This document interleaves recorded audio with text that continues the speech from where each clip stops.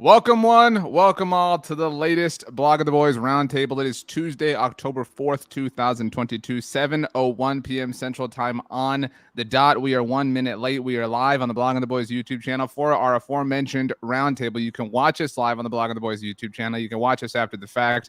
Of course, you can listen to us on the Blog of the Boys podcast network. Make sure to read blogoftheboys.com. All these platforms are places that you can see and hear all these wonderful people. My name is RJ Ochoa. Joining me tonight, going in clockwise order, as always, all of these gentlemen vying for tonight's BTB Roundtable crown. Tony, Catalina, I would like everyone to give us a random word as they are introduced. Tony, on the spot early, give us a random word. Curmudgeon. Okay, miss to start off. Tom Ryle, the top right corner, one of the OGs when it comes to blogandtheboys.com. Tom, your random word. Scurrilous. Okay, all right. Nobody needs to spell anything. If not, there would have been a little bit of pressure right there. David Howman joining us as well, all the way from, well, I'm not going to dox him and tell you where he's living. I could give you his social security number, but Howman, your random word. Flummox. Okay, all right. I like everybody's kind of trashing Tony, including Brandon Clements. I don't know your word, but I'm sure it is better. Some people say the better Boston Red Sox fan around these parts. Brandon, your random word. Superfluous. All right, and finally, LP Cruz joining us, one of the newer additions to our Blog and the Boys staff. LP came in. He has a 1,000% hitting percentage when it comes to winning BTB Roundtable crowns. LP, your random word. Flawless. Okay, simple. I love it. All right, we have a lot to get to. Tom, I want to let you know that AJ has said yes. Tom is on in the comments. How are you feeling about the fact that the crowd is rooting for you? Slightly uneasy. I prefer to be the underdog. Well, I don't know how this conversation is going to go. We have one major topic that we're going to get into today because you guys couldn't stop from arguing amongst yourselves in our Slack channel earlier today. I kept thinking, just save it for the discussion. Y'all chill. Y'all be cool. Tony Catalina is the one who was the most worked up. We have some separate subjects that we're going to get to that are a little bit more vague, but the topic, I hate to say, of the day, of the hour, of the time, of course, we cannot just have a cool winning streak. It has to be annoying and laced with stupidity and laced with argument, whatever, who knows what's going on. The question, why is Dak Prescott and Cooper Rush a thing? I couldn't think of what to put here, so I just thought to put this. This is just the way everyone views it. Dak, Rush, whatever. I mean, it's a stupid thing that is a thing. So show of hands before we get started here. Who is of the mindset that Cooper Rush should remain the quarterback of this team? And this is the way Tony took it in the chat. When Dak Prescott is healthy, presuming that happens sometime in the next week or so. It's been reported by the Dallas Morning News he won't play on Sunday in Los Angeles. So the earliest we're talking about here is next Sunday in Philadelphia. Show of hands. Who thinks Cooper Rush should be that guy? Because all of you have your hands down, and that was not what was happening in the chat earlier on. So now everybody has backed off. Tony, you were the one most fired up about this. Your thoughts in general on this whole conversation? I think it's ridiculous. I think it's just I just don't understand. I don't understand what this fan base is looking at. And, I found myself fighting on these Twitter streets by myself, TikTok, Instagram, anywhere anybody would bring up the Cooper Rush thing. I found myself in an argument with people about it. Dak Prescott is the quarterback of this football team. We are so lucky that Cooper Rush is able to keep this thing on the tracks, but that's all it is. Cooper Rush is literally just doing his job. I'm actually floored that people think that Cooper Rush should keep this job. The second Dak Prescott gets a green light medically, it's over. The Rush thing, it's done. You tag him out, he's over. Rush, I appreciate you. I hope we don't see you again for the rest of the season, but you did your job. And that's kind of where I'm at with that. All right, Tom has raised his hand. I think this is where the dissension begins. Thomas. Yeah. The whole thing is, healthy is the wrong way to put it. It's when Dak Prescott is ready. Don't forget, just because his hand is in great shape, he needs to have probably at least a couple of solid weeks of practice so he is good to go. And those solid weeks of practice can't start until after he's completely healthy. That's why I think we're looking at past the Eagles game. I think they're going to have to give him time to get back into the game flow, to get, just get a little bit of rust knocked off. And that is where the whole thing is. There's no reason to rush him back You don't have him going to a full speed practice until he's 100% cleared medically. And please keep the Miami Dolphin doctors away from this question at all costs. And once he is completely healthy, then I think he needs a good, solid 2 weeks of practice. Fortunately, we've got Cooper, Mr. Perfect Rush, carrying the load, and we don't have to worry about any rush on him. Howman. Well, I would definitely tend to lean more towards Tony here. And I mean, Tom makes a good point about, making sure that Dak is ready, but at the same time, like, Dak is Dak. Like, when he's able to grip the ball and he goes through a week of practice, like, he's going to be good. He knows this offense inside and out. He's been on the sidelines with a headset on, hearing all the different nuances that have gone through with Cooper Rush under center. And one thing I'll just point out, like, Cooper Rush has played well, but through 4 games, he's got an EPA per play of 0.144. Dak Prescott last year, even through his slump, which was by EPA per play his worst year since Kellen Moore started calling plays, he has still had an EPA per play of 0.149, still higher than Cooper Rush when he's going 4-0. So Dak Prescott is a much better quarterback. Rush has done his job. He's kept the team afloat. But when Dak is ready and he goes through practice, he's definitely the better choice. Brandon, Will Nico says in the chat, Cooper Rush is like a guy that's taking care of your dog while you're in the Bahamas. So look at you, Brandon. Now you've made it to the Bahamas. Good for you and the fam. Thanks for taking care of Rover. Do you feel this way? You're back. Rover's your dog. I mean, who cares that Rover has bonded with the temporary babysitter, so to speak? I'm actually going to roll with Tom on this one. I think the bye week is 9 this year, so there's 2 games in between now and then in particular that I'm not that worried about. I'm not worried about Chicago. I'm definitely not worried about Chicago. They got a lot of issues there anyways. I think we can win the game without Cooper Rush with Cooper Rush to begin with. We don't need Dak in that game. The Lions, I think, are very beatable with Cooper Rush. I mean, is it worth it to rush him back at this point? I mean, I don't think so. I think you can. I mean, would I like to see him back against Philly? Of course I would. But I to Tom's point, I would like to see a little bit of practice time. Let's see how that hand is really doing. Let's see him grip a football. Let's get at least, I'd say a week, maybe not 2, but maybe a full week of practice just to get things ready to go. Just make sure he's healthy enough to play. And then when he's ready, we'll go. To me, it's week 9. I would wait maybe till the 10th game, which is I think that's the Green Bay game. So I mean, that'd be a good time to play. LP, this feels somewhat reminiscent of Tony Romo breaking his pinky in 2008 and the Cowboys kind of being in this weird place. And, he's back. He's not right. He's not healthy. It's all associated with grip. Mm-hmm. I mean, at the time, Brad Johnson was the Cowboys' backup quarterback, so not necessarily Cooper Rush, but it was the same in that it wasn't this obvious threat to him towards supplanting him, at least as the franchise quarterback. We've got 2 votes on either side of this, so you're here to be the voice of reason and the voice that breaks it. So it's how you set the question up for me, right? You mentioned the pinky with Romo back in 2008. And I remember they played against the Rams. And the Rams were a terrible team back then. The same way you guys talk about the Rams. Oh, yeah, the Lions are it's a winnable game. Oh, they'll beat the Bears. Yeah, the Rams were a beatable game too. And they went out and they got washed by the Rams while Tony stood there in uniform with a headset and a wrap on his pinky. So for me, if the guy can play and I trust Dak Prescott's judgment, if he can play, I trust my quarterback, I'm going to play him. I don't take games for granted. I don't sit there and let things happen and let's wait and see. And maybe we'll spout on it more later on, but you talk about these games are winnable. Well, guess what? Look around the NFC. They're winning games too. The Giants are 3-1. So the same teams that we could beat, so could the Giants, so could the Eagles, so could the Packers. So the games are limited. So if we get to a tight competition here, where you take the next game for granted, and then you lose with Dak Prescott or without Dak Prescott, you're down 3-3 to 6-0. Not a good look there. So I don't take nothing for granted. I do think that we've placed this heavier level of importance on these next 2 weeks because the Rams are viewed as this, perennial threat because they won the Super Bowl last year, the Eagles for obvious reasons, but the Lions are a wild card contender, right? Like we all think they're going to be in the mix. And so a loss there is pivotal, right? Like that's a tiebreaker right there. I think we're all willing to, accept that the Bears are not going to be in the mix, come December and January. So Tom, Brandon, this question's for you. Tom, you can go first. Does the calculus for you change if, say, the Eagles lost on Sunday at Arizona and Dallas won? Say Dallas and Philadelphia are both 4-1 or whatever. Like, can the calculus change for you any way, any loss or anything like that? Or do you feel this way no matter what, based on the fact that Cooper has already given the Cowboys some house money, so to speak, Tom?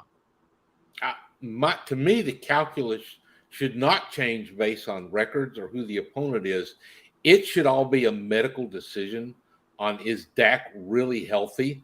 And as I said, I watched what happened with the Miami Dolphins and how they put a man's health, life, well-being at risk by saying he was good to go when he clearly wasn't.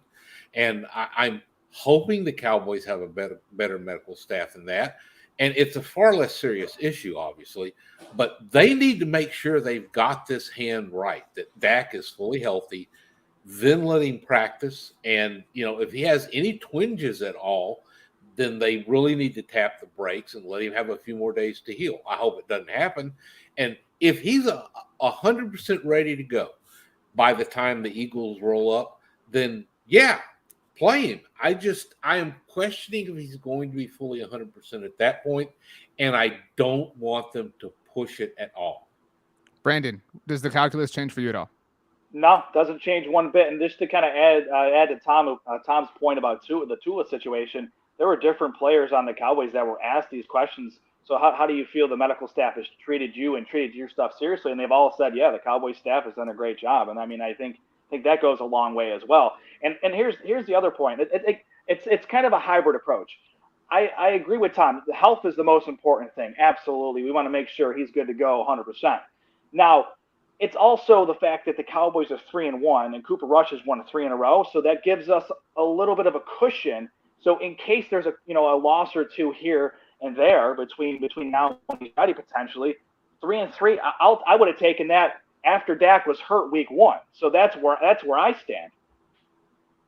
Tony, I think it's fair to say that we've seen Dak push himself, right? And so I think it's fair to say, at what point LP said, I trust Dak. I think we all give Dak the benefit of the doubt, but we all understand he's a fierce enough competitor, whatever cliche you want to apply here, towards to the idea that he might push himself the way he did last year, the shoulder strain situation. So, I mean, there is some logic to saying, you know what, let's be overly cautious. Again, we have the house money. We have the time to burn. Again, to LP's point, every win, every game matters. The margin will be thinner come December and January. But is that not lurking at least just a little bit in the back of your mind that Dak did push himself just a year ago?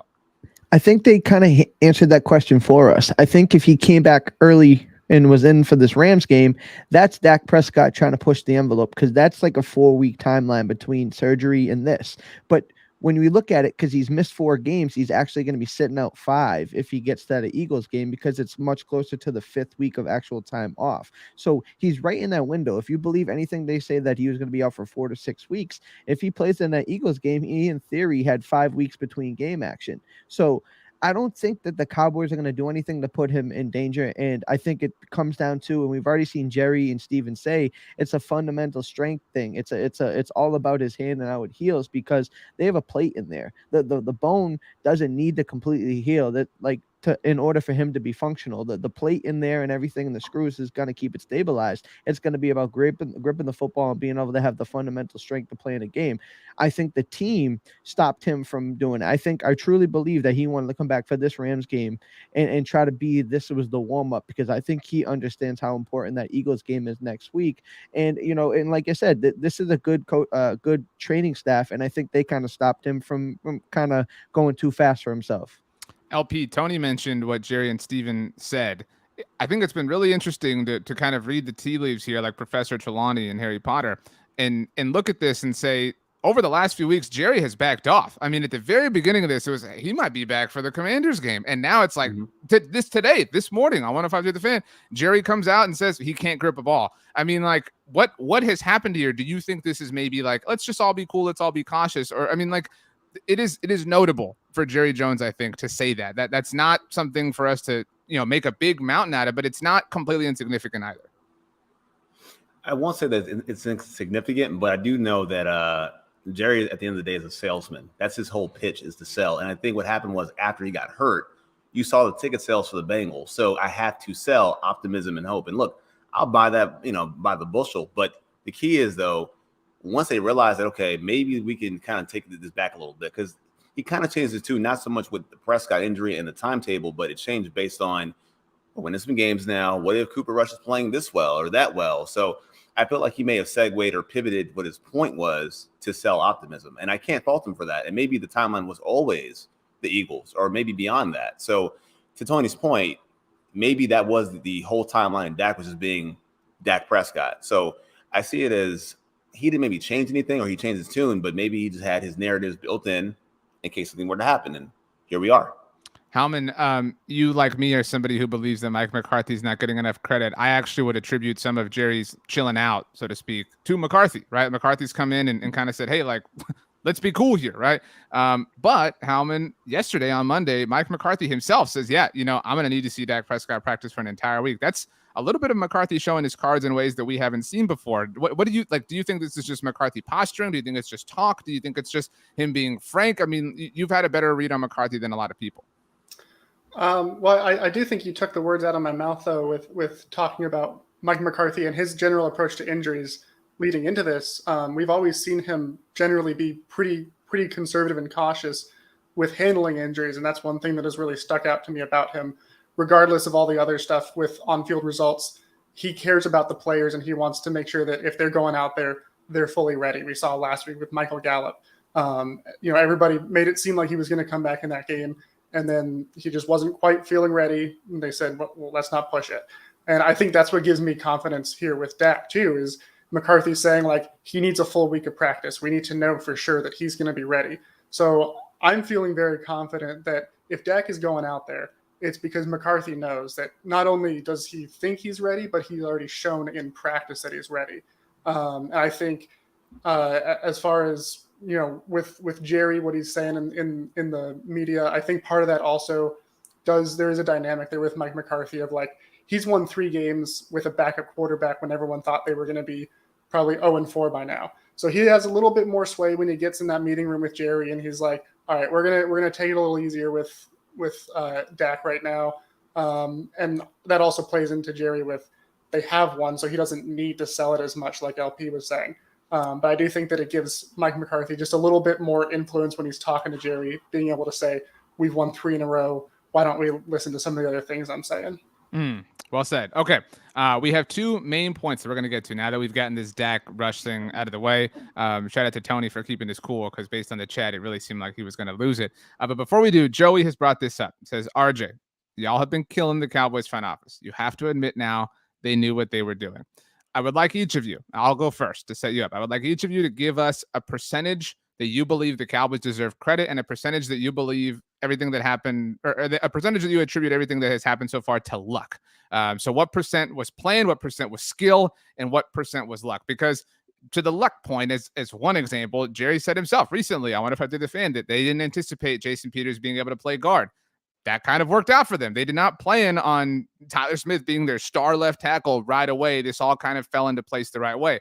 I will say it's been about 51% luck and about 49% skill. That's my own personal take on it. I know that some people might feel that that's harsh, but Noah Brown coming out of nowhere, good for him. Proud of Noah Brown, but that was completely unexpected. I mean, I know he had a great training camp. That's awesome and good for him. Brett Maher, he was their 3rd option at kicker. He has been one of the more reliable kick players on the team, but they wanted Jonathan Garibay to work out. They wanted Lareem Hairulahu to work out. Brett Maher came in on a chance, and he has worked out wonderfully for them. Cooper Rush, I mean, good for him. He had the 1 start last year, and now we'll never, ever be able to disparage Cooper Rush ever again, and fair, to the process for that point. But that was a risky bet. I mean, the Cowboys have not taken backup quarterbacks seriously. They trusted themselves, and good for them, but there was not a huge sample size to work off of here. The guy had 1 start through 5 full NFL seasons. I mean, that was not the most stable thing to build a foundation on. So I will say it was 51% luck, 49% skill. We'll go in reverse counterclockwise order. LP, that means you're first. I feel like. By the way, I'm sorry, LP. Ron the Don said 15% concentrated power of will too. That was awesome. I really had to get that in there. That was great. Fort Minor shout out. Sorry, LP.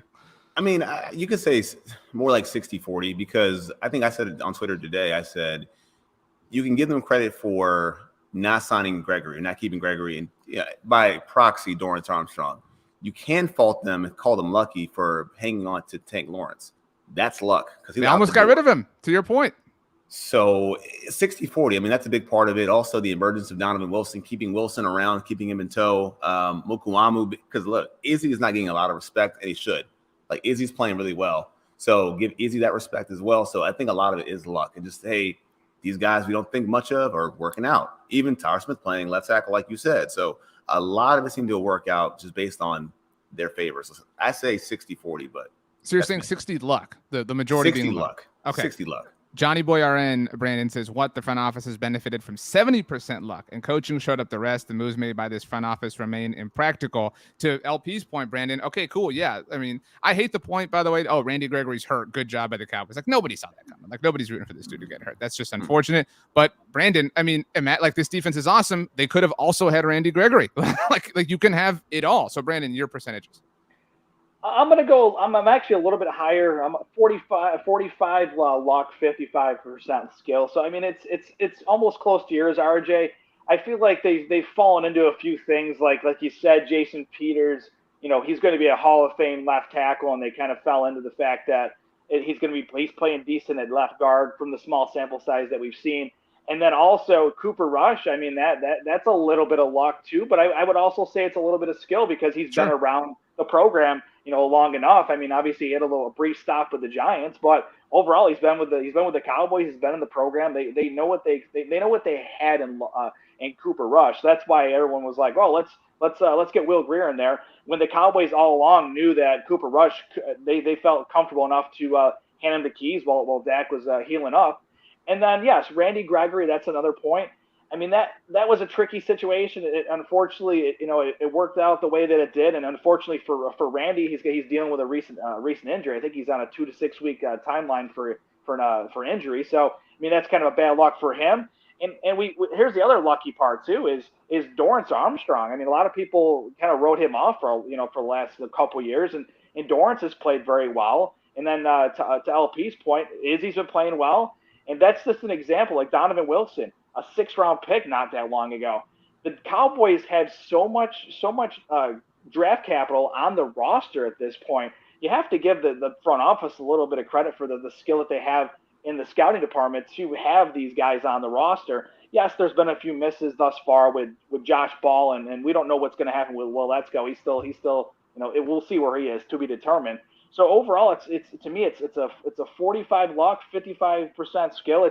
It's a little bit of both. I feel like it I wouldn't tip it too far to like 70-30. I think 55-45 is about right. Howman, they went into the season with the plan at swing tackle being Josh Ball and Matt Waletzko. Neither players were options they seriously considered when Tyron Smith got hurt. Your percentages? I mean, I'm going to feel like a bit of a pessimist here because my percentage is 90% luck and 10% skill. I feel like everything that they did to set you up, Howman, Joey says in the chat, what is the bad move the front office has made? So if you can cover that as well. Like everything that they did in the offseason didn't work. I mean, RJ kind of summed up a lot of it. The kicker, the swing tackle. I mean, two people have mentioned Randy Gregory, and Jerry Jones was saying earlier in the week, like, Dorrance Armstrong is so great. That's why I knew we were okay to let Randy Gregory go. You offered him a contract and he turned you down. Like you were trying to bring him back. Like he was part of your plan initially and it didn't work out. So you failed to bring him back. You failed to get good compensation for Amari Cooper. Horribly misread the wide receiver market when you decided to trade him away too. Didn't bring anyone in aside from James Washington. He hasn't played yet. Your whole plan on offense was, well, Dak Prescott is that good. He's going to elevate the entire offense. He goes out week 1. So then you have to find some other way to elevate the offense. And then with all the other guys that have developed on defense, like I agree, Israel McQuam has been great. A lot of these guys on defense have been great. That I think most of the credit for that should go to Will McClay, who handles a lot of the scouting and drafting, and also to Dan Quinn, who is just an absolute wizard back there on the defense. He finds ways to fit the scheme to these players, which is something we haven't seen here in Dallas for a while. Where in that does the credit actually go to Steven and Jerry? Because to me, it seems like everything that they try to do failed miserably, and then other people are picking up the slack for them. That's a tough act to follow, Tom. Ethan says, but we sit here at 3-1 without our franchise quarterback. Tom, I would add that a lot of the credit for that, at least I know Howman and I agree, goes to Mike McCarthy, the same head coach whose fate Jerry Jones openly dangled as the offseason began. You could argue that, choosing not to move on from him was another stroke of luck. Tom, your percentages. Yeah, I'm probably going to catch a lot of flack for this, but I think it's only about 35% luck and 65% skill on this. Look at that. The most optimistic person here, sunshine and rainbows, Ryle. Well, I look at things like everybody says, well, Noah Brown came from nowhere. The scouting, the coaching staff knew him. There are people that have known him for years. They knew what Donovan Wilson was capable of. I think they had an idea what Dorrance Armstrong could bring to the table. And I think they knew that, like, Quentin Bohanna was coming on. I think they believed in Terrence Steele far more than we did, and yet hasn't Terrence Steele been a problem this season, really? The Tyler Smith thing, there's an element of luck in that, but it was just that he was even better than they thought. Now, there are some things that they did just get lucky on, that Jason Peters didn't sign somewhere else before they needed him, and there's always a certain amount of chance involved. You never know for sure how things are going to work out. But I think there was more calculation going on. And as has been mentioned, it wasn't necessarily in the ownership suite. There's a lot of other people that have a lot to do with this team. We always are wondering about the mix of how much the coaching staff has to do with the personnel decisions, but I have to think that there were some people making good choices. Remember, they didn't turn over anything really on the coaching staff, so we had continuity. And so I think we have to give credit to the staff of the Cowboys for having at least had better plans than we realized. Tom, you caught both ends of the spectrum here. AJ says, Tom, bring in the facts and heat with a fire and a crown emoji. Meanwhile, Johnny Boy RN says, Tommy, you started so well, minus 10 points. Again, the scoring system is somewhat at the subject of the live audience. Ethan does thank you for being his voice. Tony, finish us off. We've had answers all over the place. How do you feel? Yeah, I usually lean on the side of optimism here, but I'm going to say 70% luck. And you guys kind of touched on a few of these things that kind of made me scratch my head a little bit. Like, if they were so sure about Noah Brown and his development, why bring James Washington in, right? They luck into Jason. They luck into Jason Peters, right? Because they bring him in and say, okay, well, he's going to be the left tackle. We'll have Tyler Smith stay at left guard. And then Tyler Smith, not luckily, he does well and plays left tackle. So that's a good problem to have. But then they're sitting there scratching their head going, hey, Jason, can you play guard? Like, how's guard sound? And then it's like, if Brett Maher is doing so well and you knew that, and that wasn't luck at all, why was he the third one to be brought in? So those are things that have been a big part of this team that you're like, man, this team got pretty damn lucky to be sitting here. And then a lot of us, obviously myself included, we're like, okay, is Will Grier going to get a fair shake at this? It's like, okay, we're fine with Cooper Rush being steady Eddie, that's fine. But I don't think anybody on God's green earth thought that this man was going to come in here and win the first 4 starts of his life, So it just, maybe you get lucky with the way the schedule sets up, because kind of look at what we have ahead of us right now, where we have the Rams and the Eagles. Like, what's the schedule look like if it wasn't the way it kind of set up in the first month of the season? I think we all agree that Dak Prescott would have the same exact start, in my opinion. The teams that Rush were beating, Dak Prescott would have smoked them. But yes, you got to give credit where it's due in some instances, but I think a lot of this, they kind of tripped and fallen into a gold mine a little bit. Howman, I know you had one final point. I would just add that I think they also have benefited from, like, we sit here and it's easy to kind of talk ourselves into that, right? Like, because of the way the NFL looks, but like, they didn't, to your point, they misread the receiver market. They had no clue that the NFL was going to be kind of trash through 4 weeks. Like, there's like 2 teams that we all think are really, really good. Other than that, it's just kind of like, okay, who's going to be not terrible this week? But Howman, your final point. Yeah, going through, thinking of all the other things that they, tried to do this offseason that hasn't worked out. Jalen Tolbert, they were hyping him up so much, like, hey, he's going to be the guy. He's going to have a great rookie year. And that's like him, CeeDee Lamb, And Jabril maybe Cox someone else. was a healthy scratch early on, and they planned Jabril a lot Cox around was a him. healthy scratch. Jalen Tolbert finally makes his NFL debut. A week later, he's back on the inactive. Just another in a long list of offseason things that they tried that has not worked out, and yet somehow they're 3-1 and they're in a good position, so they get to pat themselves on the back and say, "Let's do it again next year." LP, I'm going to ask you this last question. Could you say that maybe they we're through an incredibly small sample size, but would you say that Jake Ferguson and Peyton Hendershot had played well enough to where if they hadn't franchise tagged Dalton Schultz, they'd be fine? Like, because you could argue that maybe was a miscalculation. Yeah. I mean, I think look, I thought Schultz was disposable. I thought that. I put up the tweet about it's not about him himself. It's about the production, the opportunity. And lo and behold, you see the opportunity, right? Like, you need those guys in the game without him. And they both combined for one huge play, a key block here. Yeah, they didn't luck out. I mean, they could have not tagged him, been just fine with what they had. I totally agree with that, 100%. All right, so let's move on. We're about halfway through here. Let's get to our two main questions. Tony, you are going to pick who's going to go first here. We're going to start optimistic. What are you least worried about when it comes to the Cowboys? So, Tony, you're going to pick who goes first. Whoever answers, when you're done, you're going to pick who goes next. Tony, spin the wheel for us. I'm going to go Howman. The thing that I'm least worried about is this Cowboys secondary. They have shown improvement all across the board. Trayvon Diggs in particular, he's playing much more clean. He's not playing as risky, but he's still able to take advantage of his great ball skills.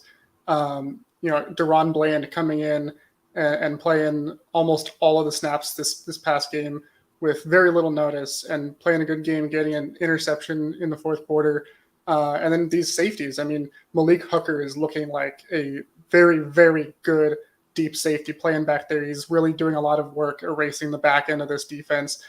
Israel Mukwamu for 3 games now has stepped into the role that Jaron Kearse has played, and he's he hasn't necessarily jumped off the film, but he's played really well, and he's done good for not really playing much at all last year. And so I feel really good about this secondary. I feel there's not going to be too many passing attacks that they face this year that are really going to be picking them apart and taking advantage of them. And in a passing league, even though numbers are down this year, but in a passing league, that's a good asset to have. So who goes next? Way to follow instructions. I'm going to let's go with LP. All right. So, I mean, great starting point talking about the secondary. Great call about Malik Hooker. It's probably low-hanging fruit, but overall, I'm least worried about the depth of the pass rush. There's so many guys you have there. So you have Tank Lawrence, you have Micah, you have Fowler playing really well, you have Sam Williams throwing guys in other guys. They have a lot of depth to rush the passer, and it's been like that for a minute. So the creativity of Dan Quinn to line them up is fantastic. The interior guys are getting a good push, that being whether it's Tank inside or Osa Digizul or Neville Gallimore. They're set across that D-line, and whoever wants to get some can get it. And it's just a board meeting every week at the quarterback. So the depth on the D-line is top-notch right now, and I'm not worried about it whatsoever. If a guy like Sam misses time, Lord forbid, but other than that, they're really deep on the D-line, and that's a great look for right now. And then I'm going to hand it off to the OG, Tom. Yeah, I'd have to say the thing that I'm least worried about and that I'm probably most surprised about being least worried about is the future of left tackle. Everyone was kind of sitting there. We've been wondering for years how long Tyron Smith's body could hold out. And Tyler Smith just came in and has opened eyes. He's been far better than we thought he would be, especially when he didn't even practice the position during training camp. I think he could be settling in for a long run. Let's all knock on wood that his health remains very good. And I just was not expecting to be sitting here at this point saying, man, we are set at the left tackle position. And by the way, RJ, are you in this to get it tossed to you? Because I'd love to hear what you're least worried about. I think the answer is coaching. I really trust Mike McCarthy. I think everybody really trusts Dan Quinn. John Fossil, I think, come around on. John needed to chill out a little bit after that first season. Still kind of out on Kellen Moore, but I do kind of trust that McCarthy will figure that out. Like everybody gets on McCarthy for being this like bus driver, manager, whatever. Well, he's kind of like managing it well. You know what I mean? Like he's kind of got everybody's ducks in a row, and I think he deserves credit for that. I will say, so maybe this is like right in the fence. I'm panicked that the Cowboys are going to move on from him because he's not the sexy option. He doesn't have the Sean Payton appeal. They're going to feel like this is the moment. We have to do this now. I mean, he is proving to be one of the more stable and consistent people that has been in that building in a very long time. Like, forget the fact that he's the head coach. And so I really trust him. That doesn't mean that I agree with him entirely. I did not like the end of first half sequence in New York as an example. But I'm willing to give him the benefit of the doubt. I was so out on him after the way they lost to the 49ers in the playoffs and all the complaining and the pointing fingers and penalties and things like that. But I mean, this dude buckled down and got to work, and I think he deserves a lot of credit for that. And I'm upset that people are just so willing to stick to their priors that they won't give it to him. But Brandon, your answer. I mean, I'm least worried about it. It's kind of an obvious choice. I mean, it's Micah Parsons. I mean, the Cowboys have arguably one of the great players in the league these days. He's this generation's Lawrence Taylor. So I mean, we're in good shape there. I just the way he plays, just the way he affects the game. I don't care about stats. I know everyone's expecting him to get 2 sacks every game. So even though he doesn't always fill up the stat sheet, he's helping the other players out on the team. I mean, look at DeMarcus Lawrence. He had a 3-sack game, which he could have had more just the past Monday night. So to me, Micah Parsons, as long as Micah Parsons wants to play football, Jerry Jones is going to give him the Brinks truck every time he gets a new contract, because I do not see Micah Parsons ever leaving the Cowboys. Jerry Jones will make sure he does not leave the Cowboys. He's just that great of a player. He's a generational talent. And the Cowboys, I guess in this case, they fell into him in the draft because they moved back with a 3rd-round pick, and they still got Micah Parsons. So it's a little bit of luck, and they hedged their bets on him. And it's just been a fun ride so far. Tony, last, even though you started this. Yeah. So when you're on a panel with 5 other people that know what they're talking about, it makes it a little bit of a challenge. So I apologize if my answer isn't as great as y'all's, but Tony's fishing for points. Tony knows the game, people. All right, pay attention. I'm a veteran here.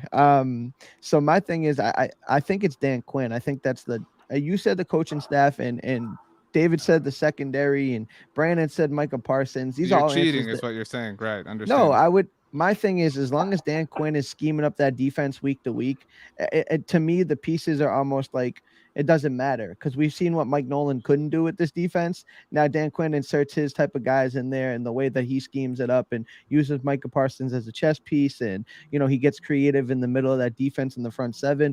As long as Dan Quinn is able to put this together, I'm absolutely certain this defense will be top notch moving forward for this entire year. Tom, who had the best answer that wasn't yours? Help me now. They're campaigning on the side. I liked Howman's answer. I really did. I mean, yeah, the secondary is just killing it out there. Wow. Okay. Howman, how do you feel that you were chosen? You were kissed by the gods. I feel fortunate and blessed. Okay, Howman, that means you get to start us off with what are you most worried about, and get to pick obviously who goes next afterwards. Go. Well, it's kind of a nice companion piece, because I was least worried about the secondary. I'm most worried about the run defense. The run defense has been, I think, probably the worst part about this team through 4 games. Washington was running it really well. They just kept, when they did pass it, Carson Wentz did Carson Wentz things, or they had penalties and they couldn't commit to running it, kind of like the Cowboys in week 1 with their offense. But when teams have actually buckled down and run the ball against this defense so far, they've had a lot of success. Right now, the Cowboys through 4 games, they rank 25th in the league in run defense DVOA. They're not doing very good at stopping the run. They get very leaky at times. And looking at the next 4 games on their schedule, I mean, they play the Rams, who have not run it well this year, but Sean McVay is definitely, his scheme is built around running the ball. And that's a kind of scheme that has exploited this defense before. Then after that, the Eagles are a huge running team. Then you have the Lions, who are the most explosive rushing team right now. And then the Bears, the one thing that they have done well so far this year has been running the ball. So you've got four opponents in a row that, like, their bread and butter is running, and this defense hasn't been able to stop it. And so that's definitely what I'm most worried about, especially over these next 4 weeks. Okay, pass the baton. Let's go with Tom, since he said nice things about me. Yeah, I've got kind of a mirror image of yours, because what I'm concerned about is the Cowboys' own running game, but not so much because I'm worried about Zeke or Tony or about the blocking of the offensive line. I'm worried about something Kellen Moore said just today, that you've got to stick with the running game. And I hate that kind of thinking. In the NFL, if you're going to have one aspect of your offense that works well and succeed, it's got to be the passing game. I think that if they keep going with the run when it doesn't work, rather than going to the pass to maybe loosen things up and then get you some runs further down, it could be a problem. But we saw the running game just kind of shrivel up again last week, and I think there were times when they were still trying to keep making it work, when they should have just been letting Rush get out there and see what he could accomplish and moving the ball down the field. And then every now and then hit him with a draw play or something, a little sweep, and get the ball on the ground and see if they could open up a little hole. And I'm just always scared about Kellen particularly taking that cautious approach at the wrong moment when they need to get out there. So I kind of feel that that's something that I am a little bit concerned about, and I'm waiting to see how it's going to play off. And I'll kick this one over to LP now, and let's see what he's got to think. Yeah, I mean, to that point, though, I think the same thing. Not so much the running game as far as the commitment to it, which is a concern based on the balance. They're very balanced, and Kellen Moore he's playing it 50-50 as best as he can. Like, he's being told to do that. But I'm more so worried about the red zone efficiency. A lot of these games, they get down the red zone and they're not scoring. It's a lot of field goals. There's a lot of counting on Maher, who's been great. But you're going to play teams who are very explosive themselves, and like Brandon said, in a variety of different ways. So if it's the Lions that are explosive in the running game, you got a problem. They just dropped, 38 points last week. Their output is high. So you're going to face teams that can score. So you have to be able to score in the red zone. Right now, I'm very concerned about them not scoring in the red zone and not finishing drives. That's a big problem for me, is the red zone. We need touchdowns badly. And I'll hand it off to Tony. Yeah, for me, my answer may not be popular among some of the people, but I'm still nervous in the offensive Tony, line. just have an answer. I mean, geez, without a couch, let's go. I don't get the reference, but it wasn't a reference. So I'm, like I said, excuse me. The offensive line, I'm still worried about it. I think a lot of their deficiencies are being masked by the fact that Cooper Rush is getting the ball out as quick as possible. I still think that left guard is an issue. Matt Farniok isn't the answer. Connor McGovern, I never thought he was the answer. And then it's going to come down to, is Jason Peters going to be able to hold up at a spot that he's unfamiliar and has now played 34 snaps in his career there. So for him to be the answer at left guard, I'm a little nervous. I think Terrence Steele is fine, but like, you're not going to talk about Terrence Steele more than that, right? He's just fine. I think the same breath you could say about Tyler Biadasz. I think Tyler Biadasz he's done some nice things, but there's nobody out there other than Zach Martin that has like you fully comfortable. When you get into the playing good teams and you get playoff style football, those are good pass rushes. Those are good defenses. Those are teams that are going to be able to attack those deficiencies. So I'm still worried about to see how this offensive line develops. And we've already seen it cost Dak once in week 1, and we've seen what it did last year in the playoffs against the 49ers. So I think the offensive line is still a bit of a question mark. I got to pass it off to Brandon, right? There you go, Tony. Good job not forgetting. Good job, Tony. Tony, you stole my thunder, dude. I had it all lined up for the offensive line. I hate to piggyback, but I have to piggyback on it, Tony. I was looking up some stats earlier today about the offensive line, and the sack numbers are really misleading in the box score, because Cooper Rush has not been sacked very much. But if you look at the actual numbers, from snap to pass or snap to pressure, the Cowboys are dead last in the league. They're tied, actually, believe it or not, with Tom Brady's offensive line. It's 2.1 seconds from snap to either pressure or pass. So that kind of goes with, like you said, Cooper Rush getting the ball out as quick as he is, and Kellen Moore. You have to give Kellen Moore a little bit of credit, because he's telling Cooper, This is how the offense line is. You got to get the ball out quick. So you're seeing a lot of quick reads. And the thing I have to say in defense with Cooper Rush is he's very decisive about it. So there hasn't been those mistakes. So that's been another piece of it.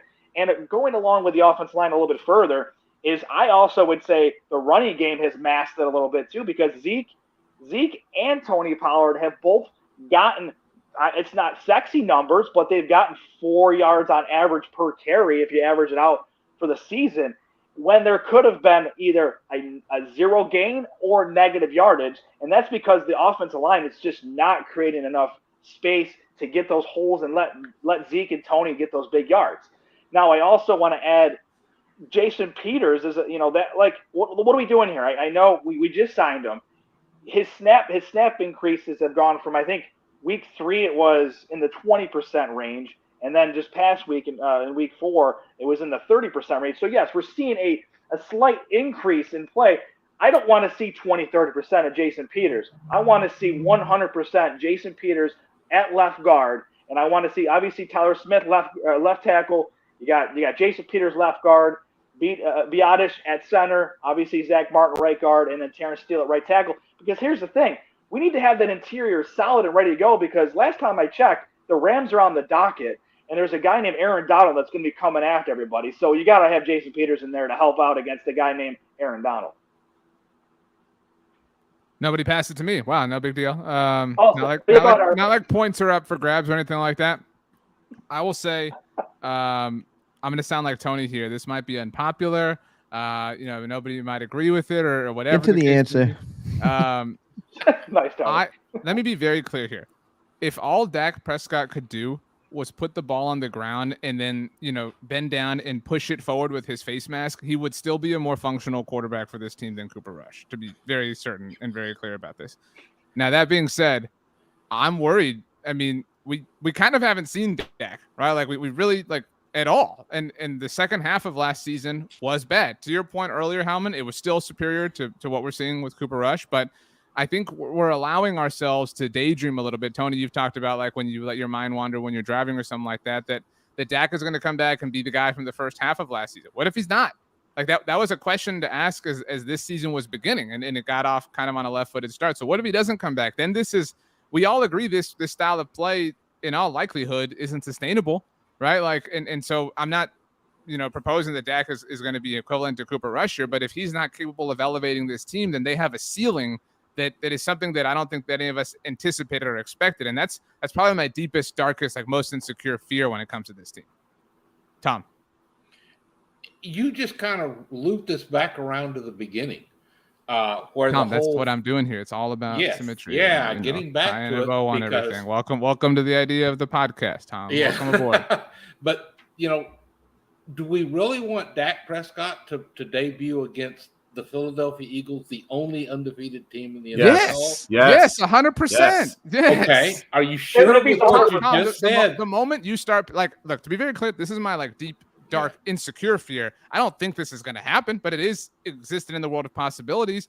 But the moment you start thinking the way you're thinking, the moment you got to move on. Because if you think that he's not ready to, he can't be the guy you turn to in the most tense moment of all time, then he's not your franchise quarterback anymore, in my mind. Tony, isn't this just like him coming out of preseason when everything was just not looking good, and how he's just gone back to being idle again, and now he's got to come back? I would rather see him go out there against the Lions or the Bears myself. I just think there's a benefit to that. If this was Trevor Lawrence in year 2, maybe, and he was going through the same situation, maybe fine. Dak is tried and true. He's experienced. He has seen, the most intense things that you can offer at the NFL level. So, I mean, again, I'm nervous that he's going to be the player that he was over the second half of last year, but that existed before week 1. And that would suck. That would suck. I mean, that would change a lot of the future. So it wouldn't just impact this season. But no, I mean, if I'm with Tony, the moment Dak is 100% healthy, I don't care if it's Saturday night, the Panic at the Disco song, he goes off on Sunday if that's what happens, because he's the guy. We all believe he's one of, Tom, do you think that Dak is one of the 7 best quarterbacks in the NFL? Yeah, when he's healthy and fully ready to go. Do you think Cooper Rush is one of the 25 best quarterbacks in the NFL? He might be close. I look at some of the quarterbacks out there. You may have wanted to make that number a little smaller. But that's what I'm saying, though. Definitely at the bottom. But who cares? Like, if you have a top 10 quarterback and he's ready to go, you play him. Like, I don't care who it is, against what opponent, what time, what weird uniform you're wearing. I know we had a comment about the Commanders uniforms a little while ago. I mean, that's my mindset. Tony nailed that in my mind. LP, you had some thoughts. I mean, look, I don't play scary football. I don't. I'm not. If he could have played, and I said this, I think last night during the game, if you're not trying to play Dak because of Aaron Donald, then what are we doing? Agreed. Like, what are we doing? Like, all that scary stuff, being afraid of Aaron Donald and the Rams, I'm not buying that stuff. I'm not with that stuff. I don't subscribe to being afraid of playing football. This is what we do. This is their sport. This is their endeavor. Like, this is what they do. So if he wants to play, he can do it. He's healthy. This whole mental rust thing, I'm not buying that mental rust thing, because the guy broke his leg, came back week 1, and destroyed the Bucs. He filleted the Bucs off a broken ankle, leg, whichever it was, no preseason, no time on the field, and he killed him. So this whole thing of, he broke his hand, we have to see how he is, and all respect to the OG Obi-Wan Kenobi. But really, you play the man, you pay the man. Let's go with it. Let's rock. Let's play. So that means, Tony, you are Anakin, I think, in this situation. I'll take it. And my whole Do you thing know is, that reference? Because I know you haven't seen any movies ever. Yeah, I haven't either. No, I'm familiar. But my whole thing is, for Dak Prescott, it's simply this, right? I want to go against, and I'm not, like LP said, I don't want to be scared. I don't want to play scared football here. If he's ready to go, I want my best shot against the Eagles, who right now look like, you should want your best shot against the Bears. Anybody, like if we played the Little Giants, I'd still want Dak Prescott out there. So there's a movie reference for you. But okay. but yeah, so I want Dak Prescott out there the moment he is able to play. Like, I don't want to do hey, Dak, take one more week. Rush looks good. I hope Rush looks good. I hope Rush looks great. But guess what? As soon as Dak's ready, it's Dak's team again. And there's a real possibility we could face the Eagles and they're undefeated. And if we lose to the Rams, we're facing the Eagles with some real separation possibilities to lose to the Eagles. So I want to go out there. I'm more afraid of what it looks like without him than what it does with him being a little rusty. Brandon, I know you have a point, but Tom, I know your point is and maybe yours too, Brandon, well, what if he comes back, he looks bad against the Eagles? Okay, that's one end of the spectrum, sure, and that would be an annoying week, but what if he comes back and slays the Eagles? What if he fillets them, to use LP's word? What if the Eagles are undefeated, Dak Prescott shows up on Sunday Night Football, the stage he left on, and just is back? I mean, that would be that would be nirvana, wouldn't it, Brandon? Yeah, absolutely. Be 100. I mean, that would definitely be nirvana, but I'm just going to say this. I want Dak out there 100%. But again, the key part is 100%. I don't want any risk out there at this point. I want 100% Dak Prescott. So if he can get I want a week of practice, of good practice before he plays. That's just how I look at it. I just want to make sure he can grip the ball, he can grip it and rip it, as they say. I just want Dak to be 100%. And anything less, I don't really want him out there at this point, because we got to remember, we're 3-1. So let's put that out there. We're 3-1. So let's pump the brakes a little bit. Let's see how he does. Let's do 1 week of practice, and if Dak's 100%, roll him out. But if he ain't 100%, I'll keep Cooper Rush in for now. Mike McCarthy said that, though. Mike McCarthy said he's going to have to take a full week of practice, and a full week of practice in the NFL is Wednesday, Thursday, Friday. So if he goes out there Wednesday, Thursday, Friday before the Eagles, that's a full week of practice. Yeah, I'm totally fine with that, Tony. It has to be. There's got to be enough practice time. I don't want to what you guys were saying earlier. I don't want it to be Saturday night and he's magically feeling better and he's playing Sunday. I don't think that's a good idea. That's just my opinion. Howman, if Tom will allow it, tie a bow on this and make everything come together in a nice, perfect, beautiful, wonderful way. Well, I think a lot of other people have made the point, if you don't trust Dak Prescott to go out there and play against the Eagles, if you're believing that they're this big bad team, then what are you even doing keeping him in as your franchise quarterback? I would also say I just fundamentally disagree with the idea of wanting to keep him for a later game, because personally I think the Lions are going to be a tougher matchup than the Eagles. I think the Cowboys are going to be well positioned to handle the Eagles. And they may even be well positioned for the Rams this week. I think the Lions are a more explosive team. I think they have more things working for them, even though their record indicates otherwise. So I just really disagree with this idea of which team is the easier team to play against. If you have your quarterback, this is a quarterback-driven league. If you have Dak Prescott out there, you have a chance. Tom, who do you think should be the BTB Roundtable winner tonight? I would just say Tony, because he brought some fire and some passion. I mean, maybe some of his arguments might have been off, but I just like Tony. Tony, who would you say should be the Roundtable winner? You know what? Outside of Leighton Vander Esch, I like what Howman says a lot of the time. So, old school listeners will know what he means. Howman, who do you think should win the Roundtable tonight?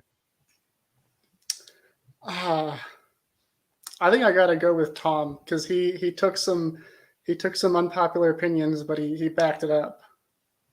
I was hoping that you were going to say Brandon or LP and that the other one would say the other one, because the results are in and all of you have won the Roundtable. All right. This was a bit of a divisive episode. Howman ruined the cool setup I had going on. But I got one. Yeah. You've had one before, Brandon. I lost to a dog a couple weeks back. So. That's right. You would have had it if not for Jess Navarro's at the time brand new pup. I mean, it was a very very emotional thing. For what it's worth, Johnny Boy says that LP should have won. So another vote for somebody else. Ethan says you're all winners, but Tom is my winner tonight. Ethan also says yay. So seemingly in agreement that everybody winning is a good thing. LP, you're the only person who hasn't spoken about the winners. Do you feel slighted that you have to share this award? Do you also think that Tom should have won along, I guess, with the majority? Do you feel like Tony performed well? I mean, Kevin also, by the way, says I would have gone with LP. Man, y'all too nice, but no, Howman, for real. Howman got it. No love for Tom. Okay. I mean, all due respect, but the secondary part was great. Great monologue, Howman. That was a killer. Tony, Kevin says that he thought there was a no tie rule made earlier in the year. Would you like to respond to Kevin and let him know that the rules do change? That you got to always be on your toes here in the Roundtable. This is RJ's world. We're just living in it. I wouldn't have put it that way. But hey, it is what it is. So, Brandon, is this better than losing to Jess's dog? Yeah, I'm good with it. I'm finally on the board, so if I'm joining these guys. LP comes in the first week and gets a dub, and I've been sitting back for like I don't know, like a month and a half. I'm like, man, LP comes in first night, takes a dub, so I'm glad to be on the board, even if it's with the rest of you guys. You guys all do a great job, and I got to give Tony some props because he stole my thunder tonight with the offensive line. Every point you made, that's where I was going, so I had to add a little bit to it. So everybody did a great job, so I'm okay with the win for everybody.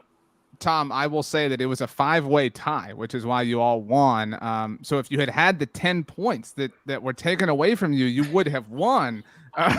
So Johnny Boy, RN notes that you never got out of that hole. You started with, you started behind the 8 ball, Tom. How do you feel? Do you feel like that was unfair? Oh, I don't expect life to be fair. Who is that foolish? Wow. Okay. That's okay. We'll just end. That's what we'll do. Howman, I would like you to pick somebody, and you can pick anybody you want, except for me, and yourself, who has to make a random noise before we leave. And you can pick anybody you want. But a lot of people thought you should have won, so I'll give you the choice. Well, gosh, there's so many choices, and I could go in so many ways. I'm a traditionalist, though, and I got to go with Tony.